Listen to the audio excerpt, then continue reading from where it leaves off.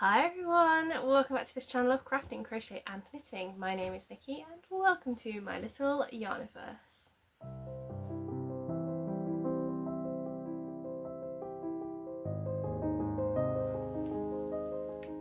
So hello, welcome if you're new, welcome back if you're a returning viewer. It is lovely to have you all here today. It is an incredibly hot UK day, which means it's also humid. If you have been to the UK or you live in the UK, then you know that when we get hot weather, it is always humid at the same time. So we have all the windows open and it's still a whopping 25.5 degrees. I don't want to be knitting with particularly woolly or heavy yarns today, so I thought instead I would record a stash down update for you. Spoiler alert, it's not going great.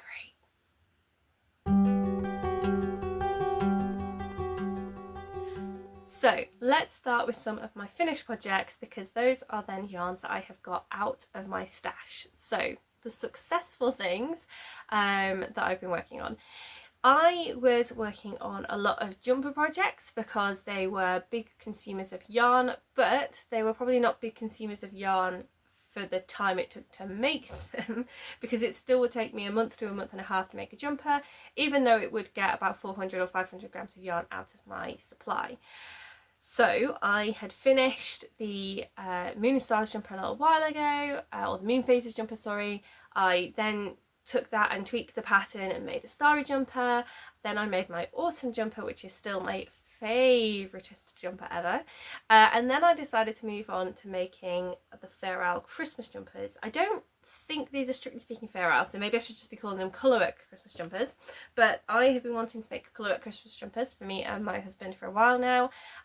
Due to assuming that his body shape wouldn't require as many adjustments, I actually started with his rather than mine.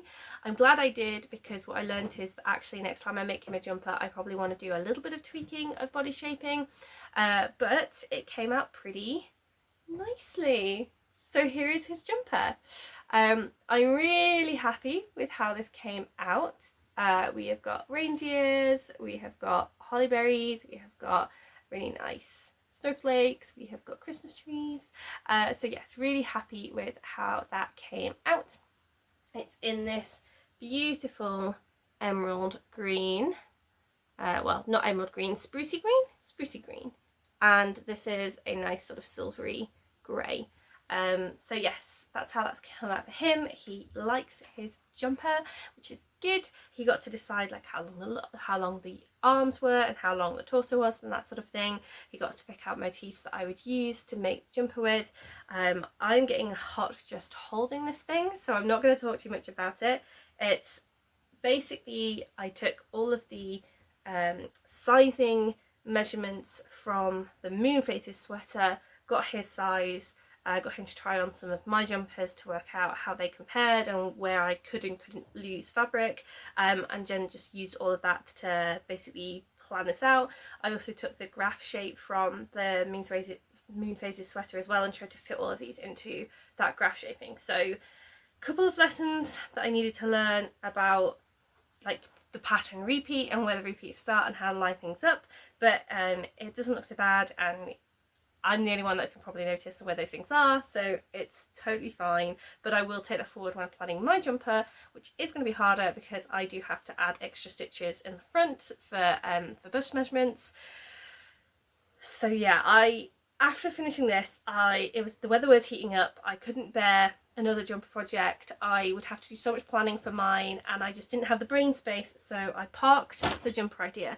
Now the original plan with the jumpers was it was a massive stash down. In fact, let me just pause the video and go and grab the yarns I was using so I can show you why I was trying to burn through all these jumpers.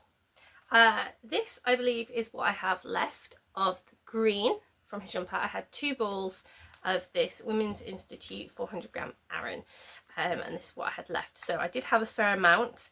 I also have most of the silver left as well, so that gives you some idea. And in terms of how we started, these are the sizes. So I used about half of the second ball, which is good because I kind of think that I want to do 3 colour for my Christmas jumper, or at least to duplicate stitch some green into mine. I think I want the actual leaves of my holly to be green and for the trees to be green, maybe. I've got a white colour here. It doesn't look 100% white. Do they call it white or do they call it cream? They call it cream. So it's kind of a beigey style cream, not too yellow. On camera it's coming across quite yellow, but it's not too yellow. So I've got that, and then I've also got 2 of the burgundy. So label came off this one, so it's got a temporary label, but I've got 2 of these to go with the white. And then, like I say, thinking of throwing in the 3rd colour there as well. So that's my plan. But you can see, because these are so big, that each jumper, I have 3 of these for each jumper. And I planned 4 jumpers. So I've got 12 balls of these yarn, at least. I think I had like an extra ball of yarn just because at one point. Or did I even plan 4 jumpers? Did I just plan 3 and then I ended up buying so many extras that I ended up with enough for 4? Who knows? But even so, when I make a jumper, there's enough left over from the various jumpers that I could make another jumper probably by the end with everything that's left. So as you can tell, this is taking up a lot of space. Now at one point this was taking up one whole cubby and then a basket that I have down here by my feet. I pulled them all out and I put them all into like canvasy bags and put them all into a separate cardboard box that I put on the side. And this cardboard box is kind of like the size of those banana boxes that you get in supermarkets. So it's huge and it's got all the yarn in it, and it's just, it's deliberately ugly. It's deliberately in my eye line so that I have no choice but to try and empty it. But we're just not making enough progress, right? So like I've done 2 jumpers so far, so we're definitely depleting the supply, but I've already filled up the cubbies with other yarn, and I still have yarn that I have to move off of this chair all the time in order to work, and that's the nice yarn. And then there's this yarn which is living on top of my old computer desk. So the situation is getting slightly out of hand, which is why we're trying to make all these jumpers. So as soon as possible I'm gonna have to plan and pick this Christmas jumper for me up, but like I said, it was too hot. I got a little bit bored of making the same jumper all the time, so I took a break and I dug out some cotton yarn instead. So I'm actually going to show you this one first so you can see roughly the size of the ball that I had. So they are 100-gram balls of Cavalli Batik cotton, and I had 5 of these.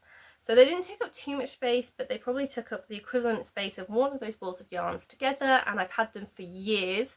So I decided it was time to make something with this. And because it was summery, I thought cotton yarn would be better than working with more. In fact, this isn't even wool, that's just acrylic, it's just Aran weight yarn. So I had 2 balls in a really nice brown colour that I turned into a vest top. Just a simple vest top.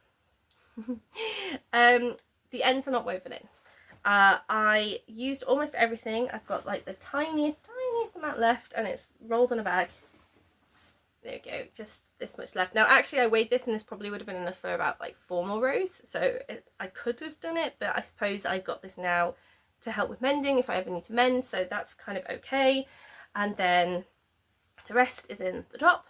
I really wanted to focus in on the v-neck, so I was doing my makes using make one left and make one right, which gave it a really nice edge, but I then ended up kind of losing the edge because I added this I-cording to bind off, and the actual make stitches kind of got lost in that, so I felt like I would have preferred that to be visible as like a visible line and then have the I-cord, so I've corrected that in the next thing I'm working on. But yes, the exciting thing is this is my first I-cord bind off, or I-cord edging I suppose. So this is my first I-cord edging, and at the bottom I did an I-cord bind off. Now this needs blocking because the bottom is curling up horrendously. I thought the I-cord would like weight it down and stop it from curling, but I guess my gauge is such that I been curling with it. Maybe I should have reversed and gone the other way. Maybe that would have anti-curled, I don't know. The edging on the arm area is also curling in, which is a bit upsetting, but I did I-cord along there as well. So overall, really happy I got to try an I-cord edge. Really like it, really like the effect, but it needs blocking desperately, really quite desperately. I didn't want to cut the yarn at any point unless I knew that I was free to, because I kept ripping it out. I originally made the arms too long, the shoulder part too long before I started the edging. I've actually tried it on since, and I think I probably could have just started the edging straight away because I really didn't need that much length over the shoulder. But the first time I did it, it was even longer, and it was way too big. So I didn't want to cut the yarn at any point because I kept trying on, ripping it out, trying it on. And then when I was happy with it, I finally did cut it and start making my way down the body. And then I got to a point where I realised that I would have to go back and do the I-cord edging, weigh it, work out how much I needed for both the arms and for the neckline to give me some idea of what I would need on average for the bottom as well, so what I would need to leave at the end. And that brought out about 10 grams. As I said, I ended up overestimating. It was more like 7 or 8 grams to do the body. So I've got a few grams left that could have been a few more rows.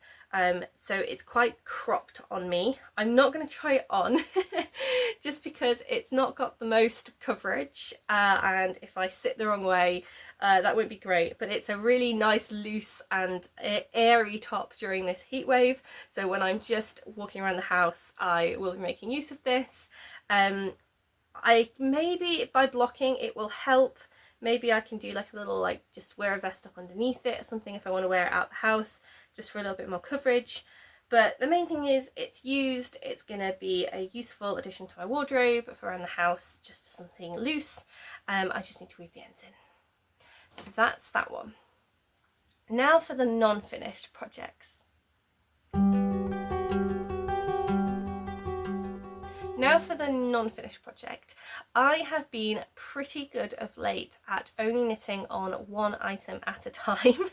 Mostly I think because the things I've been making are huge. My intention recently was to actually start a little crochet amigurumi project alongside the knitting that I was making, but like a total novice to this travelling and crocheting lark, I didn't take safety eyes for the amigurumi, and then I found a little yarn shop and bought the safety eyes whilst we were away, only to discover that I hadn't taken one of the entire colours that I needed to get started, and so that project was put aside and I spent all my time on this one instead. So this one is still attached by various lengths. I'm doing the same thing where I'm trying not to cut it too soon because I'm measuring it at all times, and you probably can't tell at first glance what it's meant to be. Let me hold it up and see. Can you tell? You can't really tell, can you? So this is, I wonder how easily I could get this on. All of the yarn is super tangled up. That goes there. There we go. Right, okay, that's slightly less tangled now. If I put it like this, maybe you can start to see what I'm aiming for. So we have got these nice blues. I had 3 of these, so I decided to go for a t-shirt instead of a vest top because I knew I'd have enough to do a little arm, maybe not a huge arm. I'm going for the neckline to be V-stitched again, but what I'm doing here this time is, instead of doing knit 1 and then the make 1 at the edge, I'm doing knit 2 and then the make 1 at the edge. So I've got a whole line of normal knit stitch that I can pick stitches up in to do just like a nice neat edging. I don't know yet whether I'll do I-cord or whether I will do a rib stitch, but I want it to be something quite nice. Now the general theming of this is kind of ribby, I guess, so maybe it'll be a rib stitch, but then hopefully you'll be left with this nice neat make 1 left and make 1 right edging as a v-neck. It doesn't quite sit right properly yet because it's heavier at the front than it is at the back, I have picked up stitches all along here, and then maybe you'll recognise this detail from the skyline tee. So I saw the skyline tee on someone else's podcast and thought that it was a really nice construction. Nice when it's finished, nice to do, not so much. Like I say, that's my fault because I'm not cutting yarn, but really nice shoulder. I'm glad it's kind of stretching out slightly now that it's on my shoulder, because when it's off my shoulder, the sort of the, is it like a broken rib, or just the rib stitching doesn't stretch out, and so it just looks like normal stockinette, which is a bit strange. But you do the shoulders and then you pick up stitches and go down. And this is not a skyline tee. I did not purchase that pattern. I kind of saw it and thought that was really nice, and I'm wanting to play around with my shape a bit, and so I basically wanted to try and reconstruct it from the images. So I didn't pay for the pattern, but if you are interested in how this is made up, then go get the pattern. I am just doing this as an intellectual exercise, which is why I didn't. So I've made this, I've kept this on stitch because I want to take down the sleeve slightly. I think it's too big. I think that's the mistake that I have made. I don't know if adding the neckline will help keep it in place slightly, and it is supposed to drop off the shoulder and then join there, so it's not raglan in style, but it still feels like it's too big.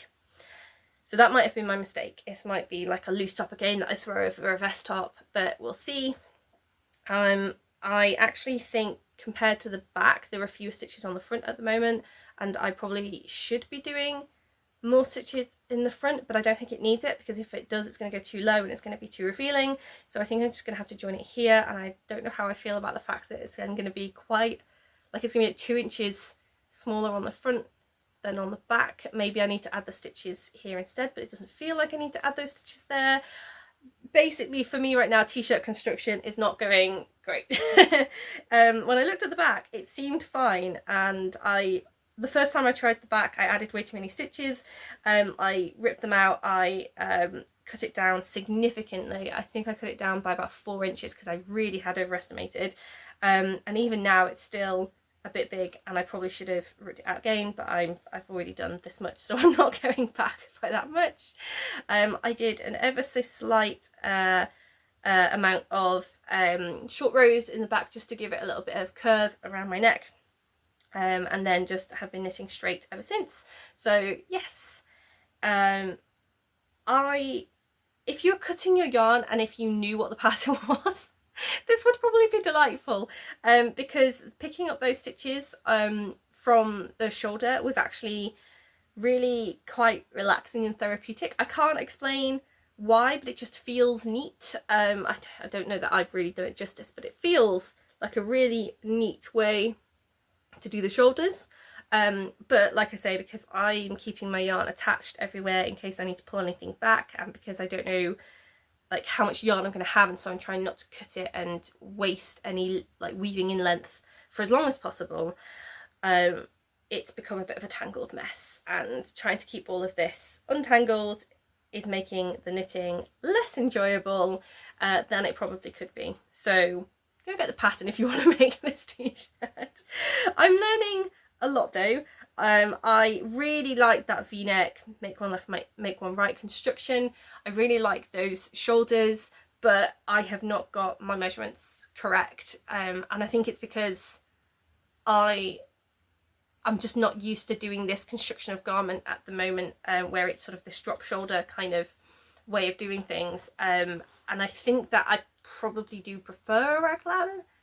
I'm not sure. I don't gauge swatch. Like, I'm sure if I was using like really expensive yarn I would be gauge swatching, but because this was really cheap, I'm not gauge swatching. I'm just trying my best. It's gonna drape a bit. My other cotton garments in the past have draped and ended up a little bit too big, so this is why I'm starting again with these. But I could rip it all back.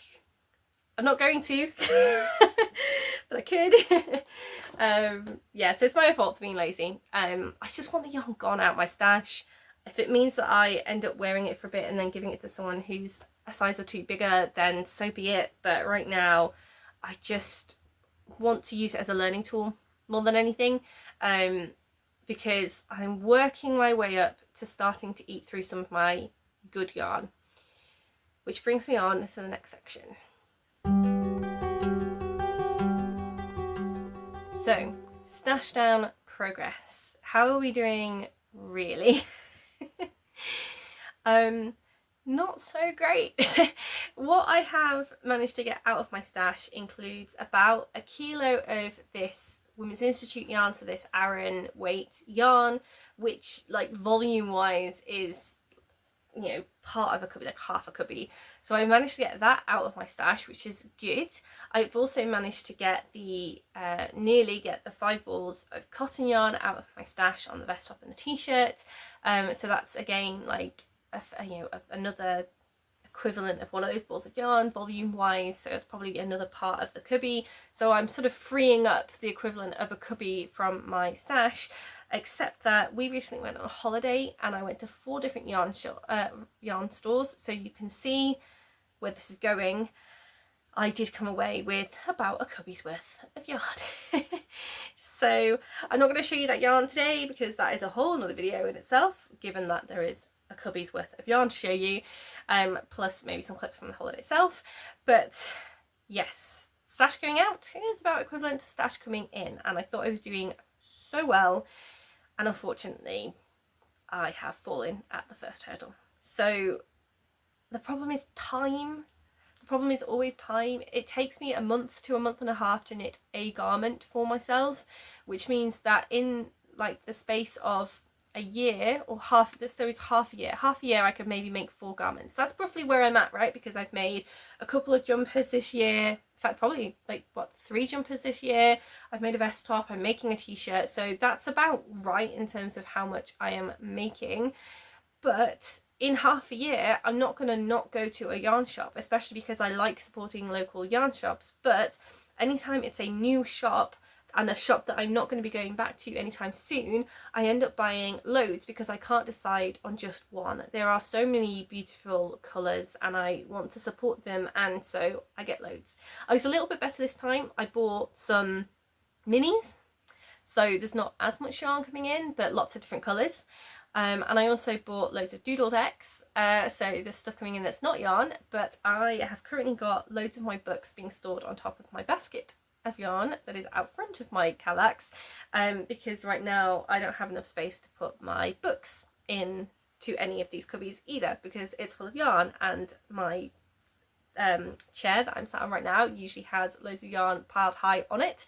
Right now that's all on my office chair. I've also got a old desk behind me that I want to use for storing something else and displaying something else, and it's got 2 or 3 more boxes of yarn thrown on top of it. So things are not going well.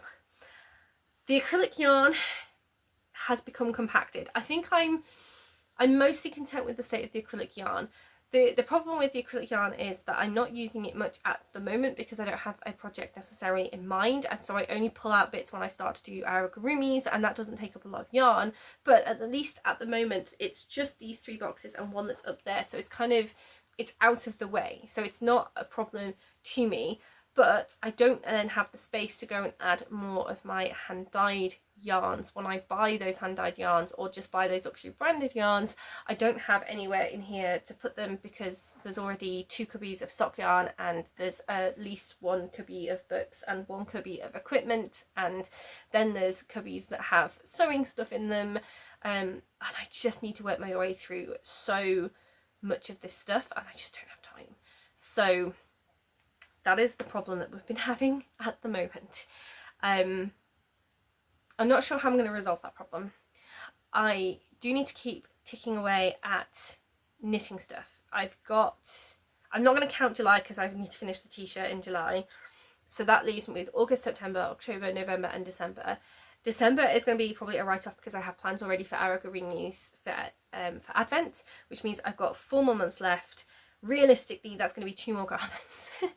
So I wanted to do my Christmas jumper, so that's one of my garments, and I think that I'm going to be able to maybe make the test garment to work out my sizing in a 4-ply yarn. So I now have my sizing worked out in Aran weight yarn, but I need to translate that down into what my sizing would be in a 4-ply fingering sock weight kind of yarn, because I have mostly got my hand dyed yarn in those weights. I don't have anything much higher than I don't think I've got a DK hand dyed yarn. I think everything is less than a DK. So to start using all that incredible yarn, which I've got several jumpers quantities that I do want to turn into those jumpers, to start using that, I need a plan. I need to have those measurements. I need to know what I am sizing myself up as and how I'm going to create it, and preferably in a sort of, you know, yoke down kind of construction, because that's the construction I'm going to use most. So I've got a bunch of sock yarn that I got cheaply in a sale that is not disposable, but that I can rip out and frog back and I can cut, and I've got plenty of it. That's going to be my test yarn. I will hopefully have time to do that. I was really hoping I would get to my stripy knitted tee this year. Maybe I still will. Maybe the tee will go quickly. I don't know. But if I can get to that, that would be great. But I think it's more important that I do the Christmas jumper in terms of the quantity of yarn that I need to get out of my stash, out of this room. There is so much clutter in this room right now that it is just making it hard for me to think. It's like bubbles of thoughts. I know all the things that I want to make, but it's distressing me that I don't have time to make them, and to keep up with that yarn stash. I don't want to not be able to go to local shops and buy yarn, or go to yarn shows and buy yarn. I want the freedom to do that, but the freedom to do that has to come with removing some of this. So we need to work on that.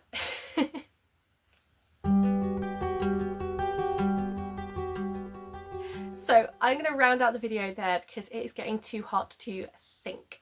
I have made so many mistakes that I'm going to have to cut a lot of footage, and I've had to re-record so many things that I think it's time I just close out this video. It's just meant to be a short video anyway, just to show you some of those finished objects, the progress that I've been making, the progress with stashing down, and I will leave it to a different video to show you the anti-progress that I've been making with my yarn stash, and show you the yarns I picked up whilst I was in Northern Ireland. They're beautiful. I can't wait to show you those.